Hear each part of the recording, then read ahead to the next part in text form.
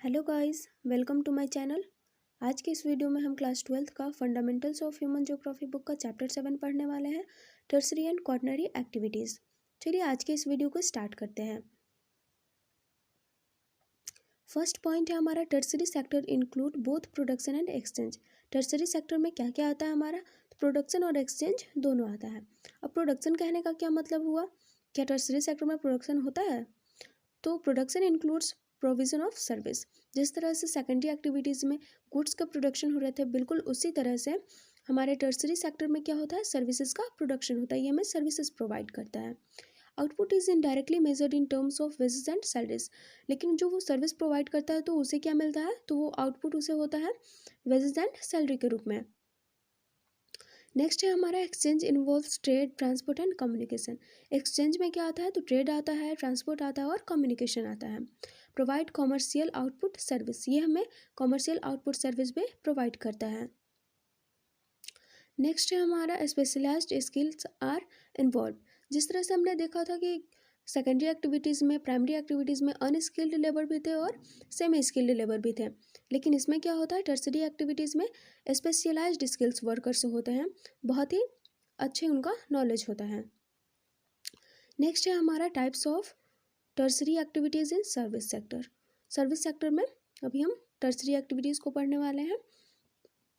तो फर्स्ट है हमारा टर्सरी सेक्टर का ट्रेड एंड कॉमर्स।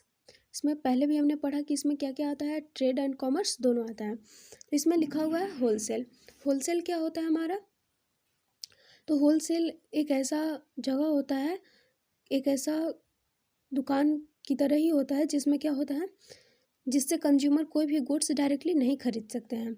होलसेल से कहाँ पे जाता है, होलसेल से आता है हमारे रिटेलर के पास, तब जा कर के वहाँ से कंज्यूमर कोई भी गुड्स डायरेक्टली बाई कर सकते हैं। नेक्स्ट है हमारा रिटेल। रिटेल के पास आ गया होलसेल से सामान, तो रिटेल से हम कैसे रिटेलिंग कर सकते हैं, तो कोई भी अर्बन अर्बन प्लेसेस में भी हम पढ़ने वाले हैं कि किस तरह से कर सकते हैं रिटेलिंग। तो चेन स्टोर्स हो गया, बहुत सारे स्टोर्स होते हैं, वहाँ से हम रिटेलिंग कर सकते हैं, वहाँ से कुछ भी खरीद सकते हैं। फिर हो गया हमारा मेल ऑर्डर्स। मेल ऑर्डर्स भी कर सकते हैं, जैसे हम फ्लिपकार्ट वगैरह का यूज़ करते हैं, डायरेक्टली मेल करते हैं, वहाँ पे डायरेक्टली क्या करते हैं, हम इंटरनेट का यूज़ करके कुछ भी मंगवा लेते हैं।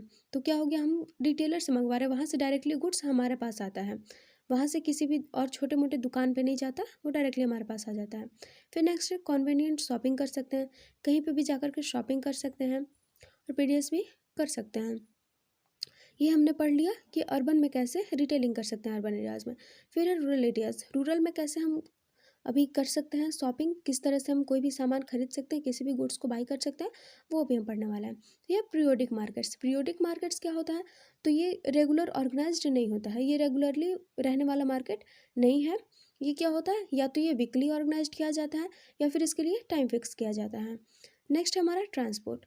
अब ट्रांसपोर्ट क्या होता है, ट्रांसपोर्ट कैसे होता है, तो या तो ट्रांसपोर्ट रोडवेज से हो सकता है, किसी भी चीज़ का, या तो गुड्स का हो या फिर किसी पैसेंजर का हो, किसी भी चीज़ का ट्रांसपोर्ट होगा तो ये या तो वो रोडवेज से होगा या रेलवेज से होगा या फिर वाटरवेज से होगा, नहीं तो फिर क्या से होगा, एयरवेज से होगा। ये चार ही वेज हैं जिसके थ्रू किसी भी चीज़ का ट्रांसपोर्टेशन हो सकता है। नेक्स्ट है कम्युनिकेशन। कम्युनिकेशन कैसे हो सकता है, कम्युनिकेशन भी क्या है, मीन्स ऑफ ट्रांसपोर्ट है। कम्युनिकेशन के थ्रू भी क्या होता है, ट्रांसपोर्टेशन होता है मैसेजेस का, हमारी किसी भी मैसेज का, ईमेल्स का क्या होता है, ट्रांसपोर्टेशन होता है। फिर हमारा टेली कम्युनिकेशन। इसमें क्या होता है, टेली कम्युनिकेशन भी होता है। फिर हमारा है ऑडियो विजुअल। ऑडियो विजुअल, जिस तरह से हमारा टेली कम्युनिकेशन था, उसमें टेलीफोन वगैरह का यूज़ होता है, लैंडलाइन का यूज़ होता है, मोबाइल का यूज़ होता है टेली कम्युनिकेशन में, बिल्कुल उसी तरह से ऑडियो विजुअल में क्या होता है, न्यूज़पेपर, मैगजीन, ये सब का क्या होता है, कम्युनिकेशन होता है इन सारी चीज़ों से। इन सारी चीज़ों के न्यूज़ मैगजीन के थ्रू भी हमें क्या चलता है, कुछ किसी भी चीज़ के बारे में पता चलता है। फिर हमारा है नेक्स्ट सर्विसेज। सर्विसेज कहाँ कहाँ प्रोवाइड किए जाते हैं, तो ये नॉर्मली हमारा लिखा हुआ है, बैंकिंग, इंश्योरेंस, रियल इस्टेट्स, ये सारे क्या हैं, सर्विसेज प्रोवाइड करते हैं हमें। और फिर क्या है, पर्सनल है, सर्विसेज प्रोवाइड करते हैं ये सारी चीज़, जैसे कोई भी डॉक्टर हो गया, कुछ भी हो गया, तो हमें क्या करता है, वो सर्विस प्रोवाइड करता है।